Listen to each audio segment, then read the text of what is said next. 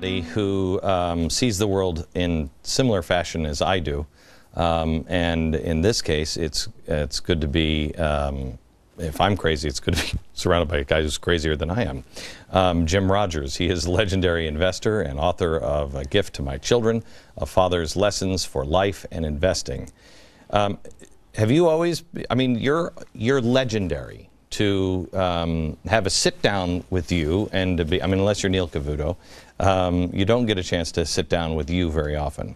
How long have you been deemed nuts? Probably for about most of my life, I would suspect, looking back on it, even when I was in high school. I grew up in a very small town in Alabama.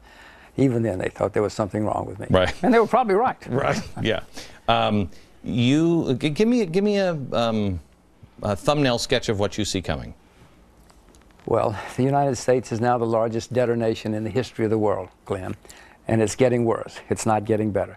You would think that those clowns in Washington would read one history book and see what happens when countries get into this kind of situation. Nobody ever has gotten out of this kind of situation without a crisis or a semi-crisis. Now the crisis or the semi-crisis is coming sooner rather than later. We're the largest debtor nation in the history of the world. In the history of the world. Are they inflating our money intentionally as the only way to get out of this debt? Of course, that's what they hope to do, is they will cause inflation. I mean, I don't know if they're smart enough to plan this out, but the way it's working, they're going to inflate the currency, cause inflation, currency will come worth less and less, and we'll pay it off in worthless money. I talk to people all the time who are at your level, and they say, Glenn, no, you know, it's going to be a controlled inflation. I don't know how you control that. There's no way to control that. Nobody has ever been able to control inflation. Once inflation starts, then you try to put it down. It gets harder and harder. The longer you wait, the worse it gets. Right. I mean, just read some history books. People think I'm nuts too. I say, just look it up. I know. I'm not smart. I just looked it up. Right. You look it up too. It's really simple. I mean, one of the first things, when they started TARP, a friend of mine who is very well aware of all the situations, just said this to me: read all you can about Weimar. And I have. And there came a point where the politicians were, well, where they are now, where they looked at each other and said, okay, if we stop all this stimulus, then we go into a Great Depression, and then the people are going to rise up, there'll be riots in the streets. And if we don't, there'll be hyperinflation. And they said, yeah, but that's not necessarily guaranteed. That gives us more time. All they're doing is, and they could be of the best intent. I'm not claiming that they are, but they could have the best intent, and they're doing let's just have more time to figure something else out. I don't think any politician has ever brought disaster on knowingly and willingly. It just gets out of control. But Glenn, most politicians are not that smart. That's why they become politicians. The studies show, you know, that the people in America who become the best politicians are the people who excelled at playground.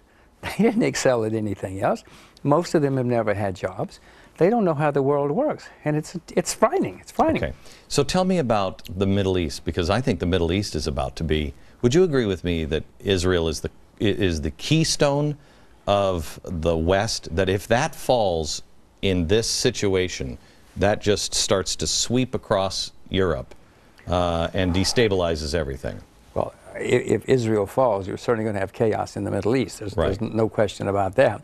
I don't think you're going to see the Muslims at the gates of Vienna again. No, I'm not saying that. I'm saying that the destabilization, that the whole world, you destabilize Israel, the whole thing, and the West is already on the ropes. Well, there's no question that you're going to see a lot more social unrest in Europe. You're going to see more social unrest you're going to see more social unrest everywhere, including the United States, I'm afraid.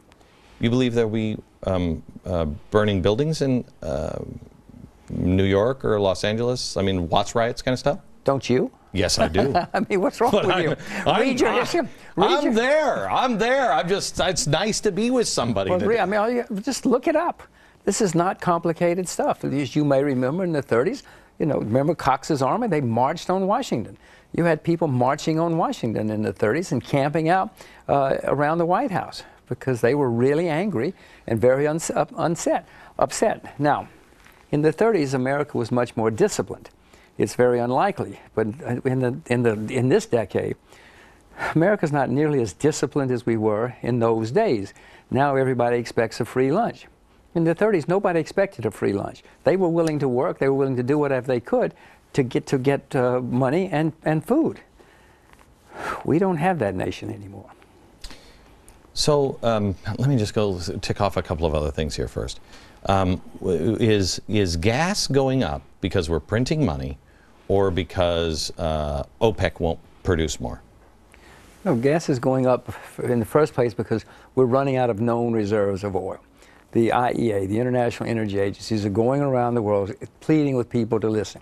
Known reserves of oil are in decline. And then you have the central bank in the U.S. throwing gasoline onto the fire. So we have shortages that are coming, but then you have Mr. Bernanke down there printing money as fast as he can, and that, of course, leads to inflation. It always has. This is not brain surgery. Just look it up. How did the Gulf and the BP thing affect the United States and our future on fuel? Well, it was certainly a disaster what happened. I mean, I'm from Alabama, and I certainly know a lot of people who suffered on the Gulf Coast when all that happened. But the unknown consequence, or the unintended consequence, is now we're not drilling. We're not drilling for oil in a nation which is running out of oil, at least known oil, and we're not drilling. Have you seen what the regulations are doing now to coal? What they're talking about now, that it's going to make the... No, everything is going to be much more expensive. They don't seem to understand we're running out of known sources of energy. And unless we do something quickly, very quickly, prices of gasoline and oil are going to go through the roof. Like what? Like drill. Like drill. The main thing we need to do is to drill for oil. We've got a lot of oil in the United States, apparently, but nobody can drill for it. Okay. When we come back, I want to talk a little about some of the things that Jim just said is coming. Now I want to kind of take him to, okay, so what do you do if you're somebody with just a 401k, or you're not a billionaire that can move your money offshore, et cetera, et cetera.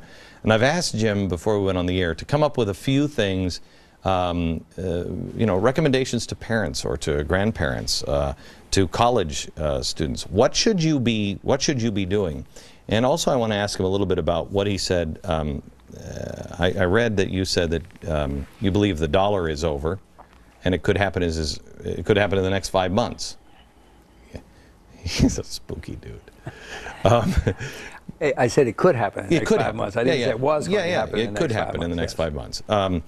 And then I want to talk to him a little bit about food and farmers, and some stats and some ideas on farming that I've never heard anyplace else. Coming up.